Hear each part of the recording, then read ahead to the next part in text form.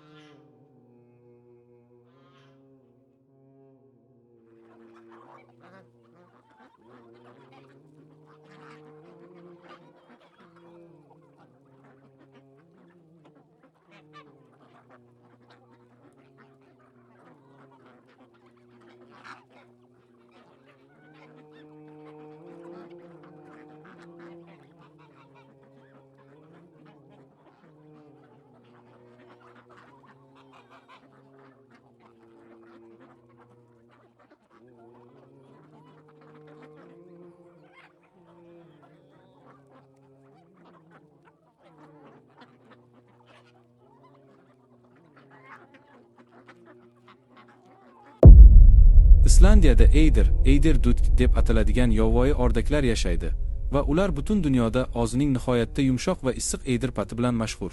Bu o'rdaklar sovuq iqlimga juda moslashgan bo'lib, asosan dengiz bo'ylarida yashaydi.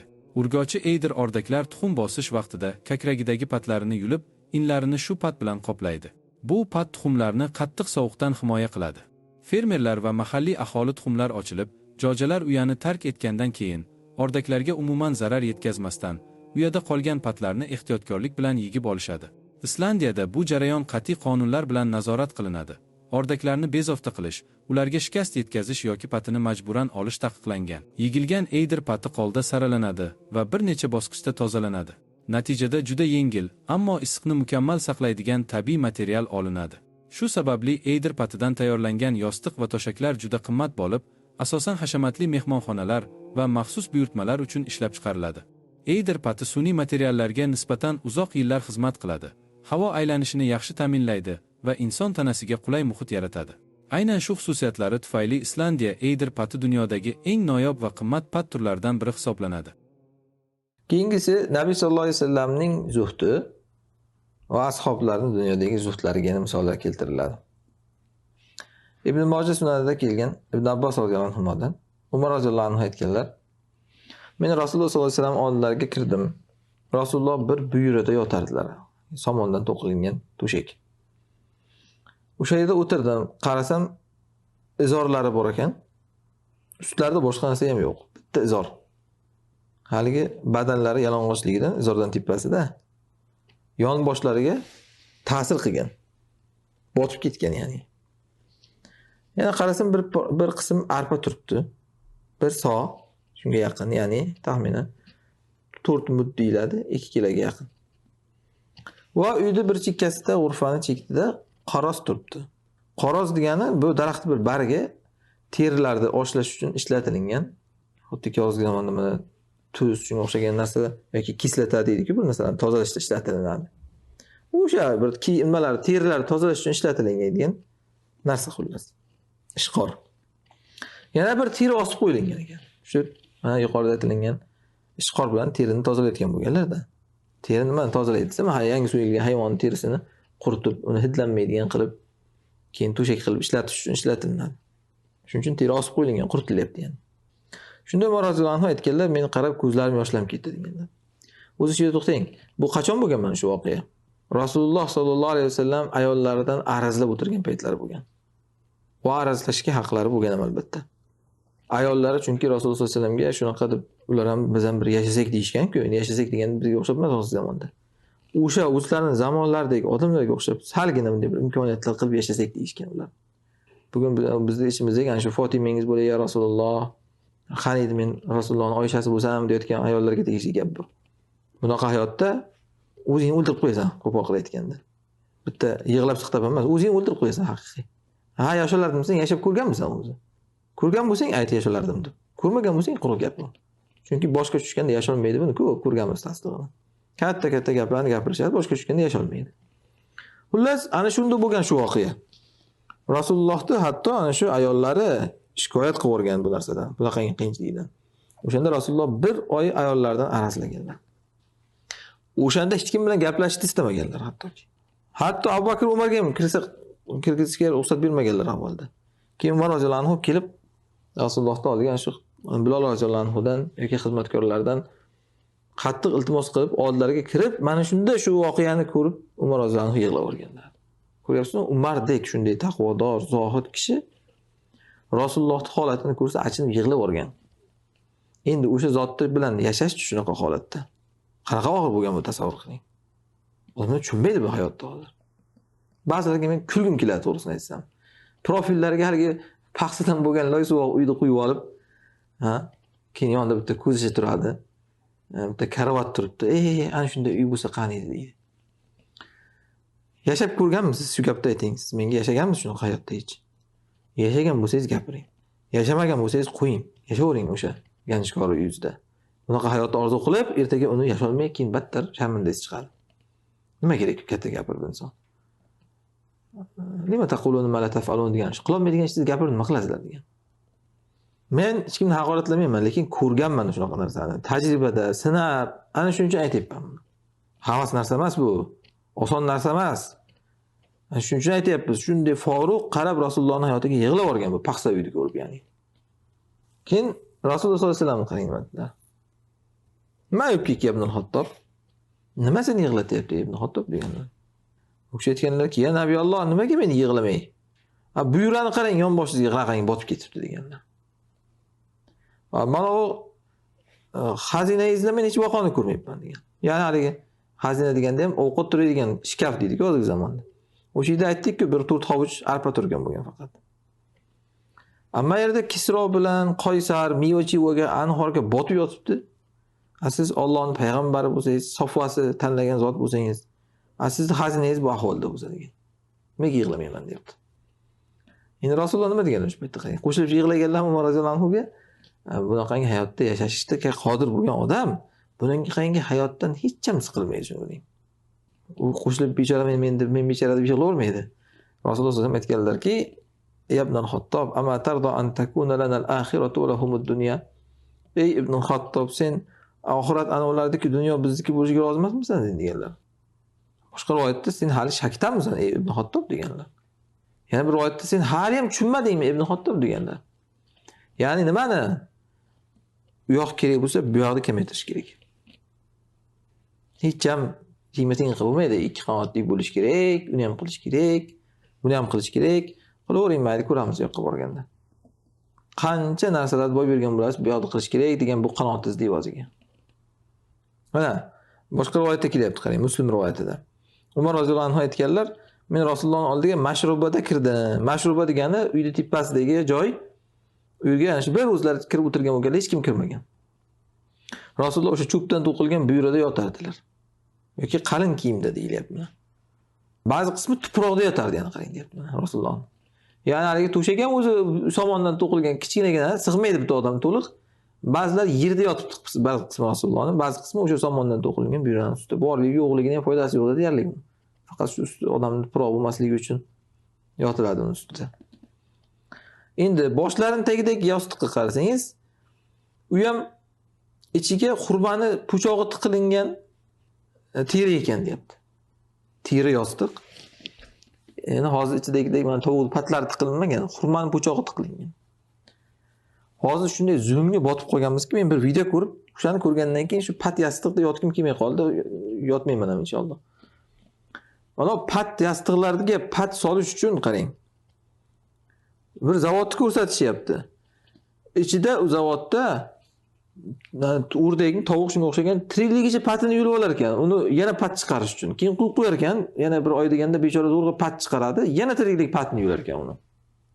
Ko'ryapsizmi qanaqa holatda yashayapmiz biz? Zulmni ichida o'tiribmiz, zulmni ustiga yashayapmiz, zulmni ustiga boshqa o'tiribmiz. Hamma narsamiz zulmga to'lib ketgan. Ana shundan o'zimiz boshimizdan ham zulm ko'tarilmaydi-da. Biz yostiqda yumshoq yotishimiz uchun bechora tovuq mayda qancha azob chekyapti qarang. Pat yostiqda yotaman deyotgan odamlarga tegishli bu gap. Paxtada yoting mayli mana. Nabotot hech kim uni junni yulib olib azob bermagan. Lattada yoting. Paxta ham yotadimi odam? Qarang Rasululloh nima deyaptilar? Paxta ham emas, hop bizga hozir paxta mo'l ko'lchiligin.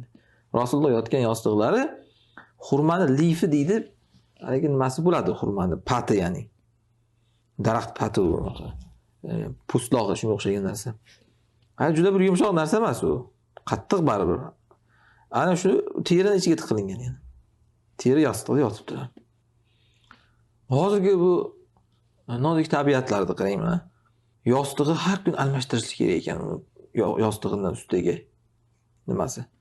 Yotadigan to'shagining ustida har kun uni yotadigan mana pasteli almashtirilib yuvilib tozalanishlik kerak ekan.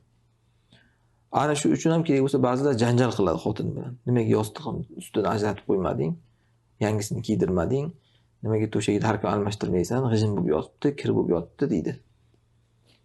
Yaxshi ham latta narsa ekan bu qarang. Oppoq bo'lish kerak ekan ba'zilarda u. Salgina bir gard yuqib qolsa unga almashtir deydi. Nima kerak uni oppoq qilib olib, qop-qorasini to'shab oling, gard yuqsa ham bilinmasin. Xullas, ana shunday qilib shunaqa to'shayda yotibdilar. Endi boshlarining ustida bir teri turibdi deydi. Haligi oshlash uchun qo'yilgan teri deydi-ku. Atin deyapti qarang terini. Atin degani haligi junlik teri, sasigan teri. Va uyni bir chekkasida qoros turibdi, o'sha terini oshlash uchun ishlatiladigan. Qorosni yuqorida aytdik. Terini oshlash uchun ishlatiladigan ishqor. Ya'ni teri tozalab o'tiribdilar-da uyda, boshlari turibdi o'sha teri ham yani. Keyin Rasulullohga salom berdim deydi Umar aytadilar. O'tirdimda aytdim, anta nabiyulloh va safatuhu. Siz Allohning nabiyisiz, tanlagan kishisiz. Bu yerda Kisro bilan Qaysar, ya'ni Rum Pors imperatorlari tilla bulik yuzuklarda, ipak to'shaklarda mana ipak yostiqlarda yotishibdilar. Rasululloh aytdilarki, ulayka ujjatlahum toyibatuhum va hiya washikatul inqita. Ha, ularning o'sha pokiza narsalari ularga tezlatib berilgan narsa-da ular. Ular yaqinda tugaydi deganlar. Va ana shundan qo'rqib ketaverganda keyin sahobalar. Ujjatlahum toyibatuhum, ya'ni haligi oyat, azhabtum toyibatikum.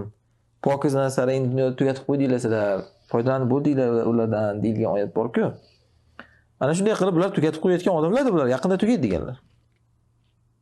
Va biz shunday qavmmizki, bizga pokiza narsalarimiz oxiratga olib qo'yilgan deganlar. Iymoni yo'qlar shuning uchun. Mana shu gapni aytadi sizga. Kimdan shu gapni eshitsangiz bilingki, yo odamda iymon yo'q yoki nuqson bor iymonda. Senga yashamaslik kerak ekanda endi deydi-ku. Shu gapni eshitdingizmi bilavering-ki, yo yo'q iymon yoki nuqson bor. Kim sizga yashaying deyapti. Shu gapni o'z savolga javob bering. Yashamaslik kerak ekanda senga desa, kim senga yasha deyapti? Nima yashashga kelganmisan? Rasululloh mana shuni aytayaptilar. Biz pokiza narsalarimiz nima qilib top-tozagina bo'lib o'tirsak, ana shu yerga yetib bering mana qarang. Nima qilib top-tozagina bo'lib o'tirsak deydiganlar. Rasululloh nima deganlar? Bizga bu toyibot va shu top-tozagina narsalarimiz oxiratga olib qo'yilgan deganlar. Kamaytirsang, kamayadi yo'qdan. Yana Ibn Abbos roziyallohu anhudan keladi. Rasululloh sollallohu alayhi vasallam oldilariga Umar kirdilar. Rasululloh o'sha hasirda yotadilar. Yonboshlariga ta'sir qilgan. Ya Rasululloh, har bir to'shak olsangiz bo'lardi bundan. Avsarroq to'shak. Avsar degani yumshoqroq to'shak degani. Qulayroq ya'ni. Rasululloh nima deganlar shunda? Mali va dunyo. Nima ishim bor men dunyoga deganlar. Bitta to'shakda ham dunyo deyapti. Nimasi dunyoni deymiz? Hozir nima dunyo deyaptilar shuni. Nima qilaman men dunyoni dedilar. Hozir odamlar mashina oladi, qarang. O'zi mashinani o'rindig'i zavodda zo'r qilib chiqarilgan, u qulaygina qilib o'tirishga. O'shanga ham voy botib ketdim deydi-da, qo'shimcha bir narsa sotib oladi qarasangiz, yostiqchalar, boshlarini, bo'yinlarini suyab ketadigan, tagidan bir nimalar suyab ketadigan, sotib oladi ana shu narsalarni. Voy botib ketdim deydi, ana shu o'rinda ham mashinani o'rindig'i bo'lmasa, mos qilib chiqarilgan haydovchiga yoki o'tiruvchiga ham. Shunga ham chidamaydi. Rasululloh sollallohu alayhi vasallam botib yotibdilar, nima qilaman men dunyoni deganlar. Bitta sal qulayroq to'shak olib oling desa. Va masali va masalu dunya illa karakibin saru fi yawmin sa'ifin fastazalla tahta shajaratin sa'atan summa raha wa tarakaha. Mening va dunyoning misoli Bir musofirning misoli kabi issiq kunda sayr qilib ketayotgan joyda bir daraxt tagiga to'xtab 1 soat dam oladida, so'ngra tashlab ketadi uni deganlar. Ya'ni kim daraxt tagidan shunaqangi qulay sharoit qo'ladi o'ziga? Hech kim. Kim mana yo'lda bugun avtobus kutyapsiz tasavvur qiling yoki bekatda poyezd kutyapsiz yoki mana aeroportda samolyot kutyapsiz. Kim bor u yerda uy-joy sog'oladi aeroportdan yoki mana vokzaldan uy-joy sog'olib u yerda choy damlab o'tirib kim shunaqa qiladi? Hech kim unaqa qilmaydi. Ketamiz bu yerdan hozir poyezd kelgandan keyin. Ha, poyezd kelyapti o'zimizga ham mana hozir. Bilmaymiz, hozir yetib kelishi mumkin poyezd ehtimol. Uki o'lim poyezi. Olib ketadi bizni mindirib. Rasululloh sollallohu alayhi vasallam mana shunday aytayaptilar. Daraxt tagida o'tirgan bir odam deyman, hozir tashlab ketaman deganlar. Shuning uchun mana shu narsani eslatib sizga ham Alloh. Ko'pchilik aytadi, tushimda poyezdda ketyapman ekan, poyezdga chiqyapman ekan, poyezd kelyapti ekan. Poyezd kelyapti degan o'lasiz yaqinda. Ana shuni eslatish bo'ladi sizga. Musofirsiz bu dunyoda. Ana shuni eslatib insonga doim shu poyezdda yurganlik kuch ko'rsatiladi. Mana shu hadisni Rasululloh aytganda tushunmagani yoki odam eslamayotgani uchun shu tarzda unga ko'rsatiladi ba'zan shunaqa narsa. Musofir tarzda yurganligingiz, ya'ni poyezdda ketayotganingiz. Endi Rasululloh sollallohu alayhi vasallam to'shaklari ekan. Bahaqiyda keladi, Oysha radhiyallohu anha aytadilar. Meni oldimga bir ayol kirdi. Ansorlardan bir ayol. Rasululloh sollallohu alayhi vasallam to'shaklarini ko'rdi. Qotifa ekan u. Qotifa degani patlari bor, ya'ni gilamga o'xshagan narsani qotifa deyiladi. Lekin u eskirib ketgan. Masniya deyapti, bukilib ketgan haligi. Yotib qolganda gilamning ustidagi nimalari va g'ijimlanib ketgan u gilam. Masniya degani o'sha g'ijimlanib ketgan degan. Endi shuncha Rasulullohga bir rahmi kelganda, u ayol, ansoriy ayolda ham uyga borgan ekanda bir to'shak olib kelgan ekan, yaxshiroq to'shak Rasulullohga deb. Uni ichlariga junlar tiqilgan to'shak ekan, yumshoqroq endi bu. Hozirgi zamondagi bu ko'rpachadagi narsa-da. Keyin Oysha onamiz aytadilar, meni oldimga Rasululloh sollallohu alayhi vasallam kirib kelib, nima bu deganlar. Ey Oysha, ajablanyaptilar, qayerdan keldi bu ya'ni? Oysha onamiz aytganlar, ya Rasululloh, ha falon ansoriy ayol kelgandi, sizni to'shagingizni ko'rdida, keyin uyga borib shuni olib kelib berdi deganlar. Rasululloh sollallohu alayhi vasallam yurdi ya Oysha degan ekanlar. Qaytar buni ey Oysha deganlar. Vallohi agar men istasam, Alloh men bilan tog'larni tilla kumushga qilib aylantirib beradi deganlar. Ya'ni Rasululloh yetolmayotganda emas bu, kimdir voy bechora deb olib kelib beradigan. Istasalar bundan zo'rini qiladi Alloh Rasuliga. Aytgan-ku Alloh tabarakallohu insha ja'alaka khayran min zalik. Robbing shunday barakotlikki, agar istasa sizga bu kofirlardagidan talablaridan kuchli narsalarni qilib beradi degan. Ostlardan oqib turadigan jannatlar dunyoda qilib beradi degan. Qasrlar solib beradi kerak bo'lsa degan. Lekin Alloh buni Rasuliga ravo ko'rmagan. Rasululloh ham buni istamaganlar. Shuning uchun hech kim Rasulullohga bunaqa qilib, xuddiki bechora nazarga qaragandek qilib bunaqa narsalar qilishligini Rasululloh istamaganlar qaytar deganlar. Yetolmayotganlarda emas bu. Xususan endi oilalarda Rasululloh bunaqa narsani ko'rganini qaytarganlar, chunki oilada mana shunaqa qilib keyin odam buziladi. Aytdik-ku, yumshoqlikdan yumshoqlikqa qarab o'taveradi odam. Uyda gilam yo'q odam bitta sholcha bo'lsa qani edi deydi. Sholcha bo'lsa, yumshoq gilam bo'lsa qani edi. Gilam bo'lsa endi bitta uni ustiga bir matras bo'lsa qani edi. Matras bo'lsa shu matrasga karavot kerak endi deydi. Karavot bilan matras qo'yib bersangiz ustiga endi bir uni yumshoq mana yuqorida aytilgandek pat yostiqlar kerak deydi. Tugamaydi odam zoti talabi. Ana shuning uchun Rasululloh buni avvalroq kesganlar. Qaytar egasiga deganlar. Ana shu aytdim men yuqorida, Oyshangiz bo'lay ya Rasululloh deyotganlarga, qani Oyshangiz bo'lib ko'ring. Qani insonchilik bunday hayotga chidamaydi. Shuning uchun inson haddini bilishligi kerak. Mana bu narsa dalilki, demak inson dunyosida nasibasini yeb qo'ymasligi uchun ahli oilasida bunaqangi narsalarga qattiq turishi bu qizg'anchiqlik emas ekan bu. Ba'zi shu paytda ma'lumot qiladi, bu hamma narsaga deydi, injiqlik qilaveradi bu odam deydi. Injiq deydi. Inson oxirat kerak bo'lsa, chidash kerak bu. Hech qanday ahli oilaga qizg'anish deyilmaydi bu. Bu yana davom etar ekan bu mavzu Rasululloh sollallohu alayhi vasallamning keyingi darsda inshaalloh taomlari, liboslardagi taqashshuflari, ya'ni kamtarliklari